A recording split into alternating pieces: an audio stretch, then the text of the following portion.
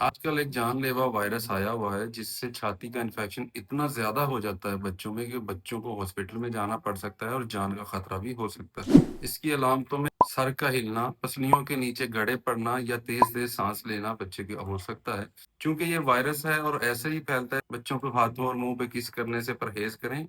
3 साल से छोटे बच्चों में ये बहुत खतरनाक असरात लेके आता है। आजकल एक जानलेवा वायरस आया हुआ है जिससे छाती का इन्फेक्शन इतना ज़्यादा हो जाता है बच्चों में कि बच्चों को हॉस्पिटल में जाना पड़ सकता है और जान का खतरा भी हो सकता है। इसकी अलामतों में सर का हिलना, पसलियों के नीचे गड़े पड़ना या तेज-तेज सांस लेना बच्चे के हो सकता है।